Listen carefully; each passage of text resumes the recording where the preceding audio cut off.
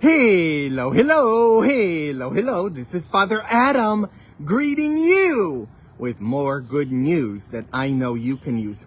Today is Sunday, and we hear in the gospel today, Jesus say, "Come to me, all you who find life weary and burdensome, and I will give you rest. Take my yoke upon you and learn from me, for I am meek and humble of heart. For my yoke is easy and my burden light." This is the gospel reading for today. What is the biggest burden that you carry? You yourself. You are your own heaviest burden that you carry. In other words, you are your own worst enemy, and you have to be your own best friend. It's not the cancer. It's not the problem in the marriage. And by the way, there's no problems. There's only situations. Remember that. Only situations, no problems. It's not your employment. It's not your bills. It's what's inside of you that you have to deal with. It's in you. And Jesus says, "Take my yoke upon your shoulders." Now, a rabbi during the time of Jesus would put the yoke on his disciples, because Jesus is a rabbi and we are all his disciples. And he says, "My yoke is easy and my burden is light." Learn from me, says Jesus. In other words, you have to have the attitude of Jesus in this life. And what is Jesus's attitude? It's the attitude of a child. That's why the gospel for this particular Sunday starts off with Jesus saying, "Oh Father, I give you praise because you have hidden these things from the wise and the learned, and you have revealed them to little children." Because you have to have the attitude of a child. And what is the attitude of a child? Well, this is illustrated so very well for me when I went to visit a family when I was pastor in Crescent City, California, a coastal town where lots of big storms happen. And I enter this home during one of these storms, and there's a huge storm with these winds that are rocking the house. The electricity went out, and everybody is super scared. What's gonna happen? What's gonna happen during this storm? And I see that the little boy, he's about 6 years old, he's playing as if nothing. And so I ask him, "Aren't you scared? Aren't you scared of the storm?" And he says, "No, I'm not scared of the storm." And I said, "Why? Why aren't you scared?" And he says, "Because my daddy is home. I'm not afraid because my daddy is home." How can I be afraid if my daddy is home?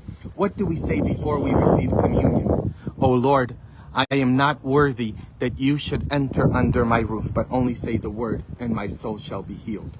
What is the word? Well, John's gospel says it. John chapter 1.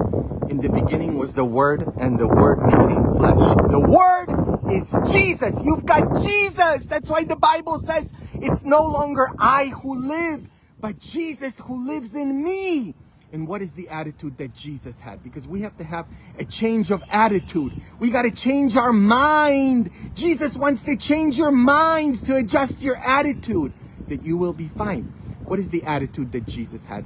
It's the attitude of a child. That's why Jesus says, unless you become like little children, you will not have heaven in you. You will not have the kingdom of heaven in you. You will never be happy, says Jesus, unless you become like a little child. And what a little child knows, that their parents take care of everything. Their parents take care of them. The child doesn't have any cares, because the parent takes care of them. That's the attitude you have to have. See, it's no longer I who live. It's no longer me, because I myself am my biggest enemy.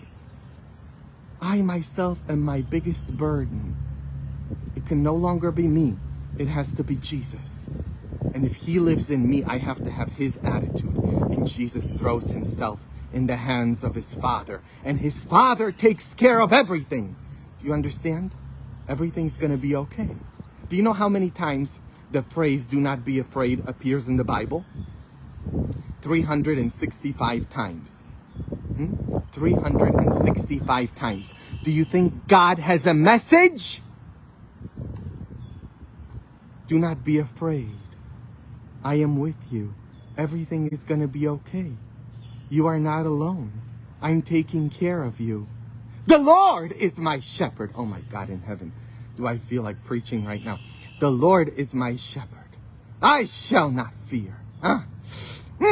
Who's your shepherd? Huh? The government? Some politician? Huh? Or some religious figure? The Lord is your shepherd. People disappoint. God never disappoints. Oh my God. God, He always is faithful. God is always faithful. God is always there for us, and God is there for you, and God is taking care of you. You will be just fine. Everything is going to be just fine in your life. Take on the attitude of a child. Everything is fine. That's why Jesus says, He calls a little child over and He says, be like this little child. And look, they play as if nothing. That's how you have to live your life. That God is, there's nothing in this life that happens that isn't for a purpose. I was talking with this gentleman, an older gentleman, whose car was stolen. And I said, oh my gosh, I'm so sorry. I feel so bad for you that your car is stolen. And he says, no! If you meet the thieves that stole my car, please thank them for me. Because after they stole my car, my children got together and pitched in and bought me a new car. He says, Father Adam, I would have never had a new car if it wasn't for these thieves that stole my old car. I would have not had a new car. Thank God! I was like, whoa! There's nothing in this life that happens that isn't for a greater purpose. It's like this young man who's 24 years old, who's dying of cancer, and I'm talking with him, and he says, before I got this cancer, I didn't think that my father loved me, because he never had time for me. And now he bathes me because I can't bathe myself. He even wipes my behind. I feel that my father loves me. We have spent time, quality time as a family because of this cancer.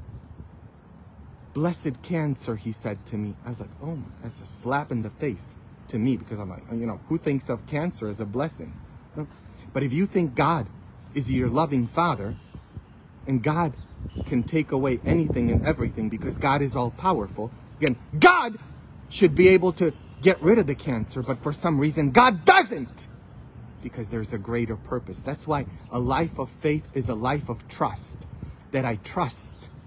I have to trust in Jesus, the Jesus that is in me. You see, I was so depressed. Like 3-4 years ago, I almost died. There's nothing that they could have given me.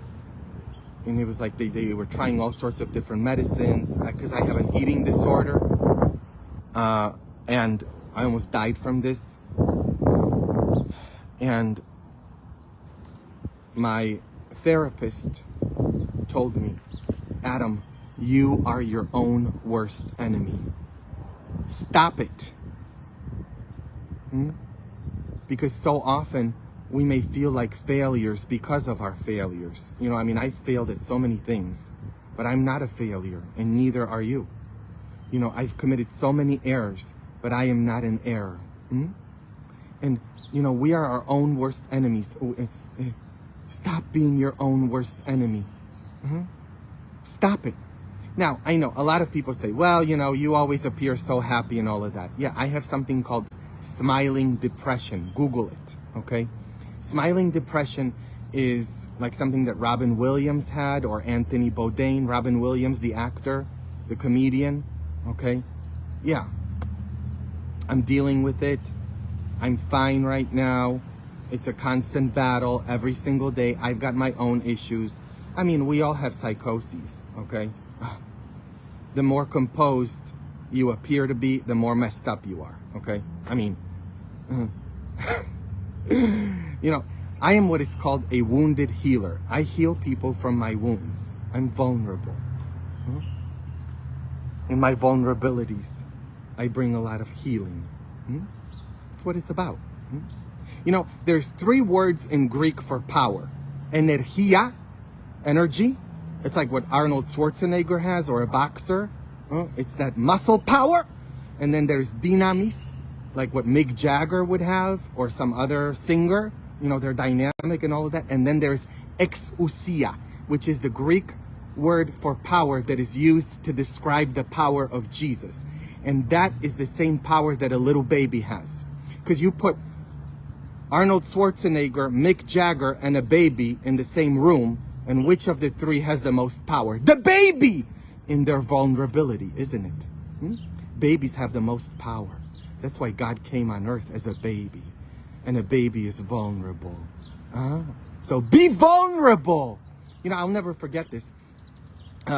This couple that came to see me, and they're on the verge of getting a divorce.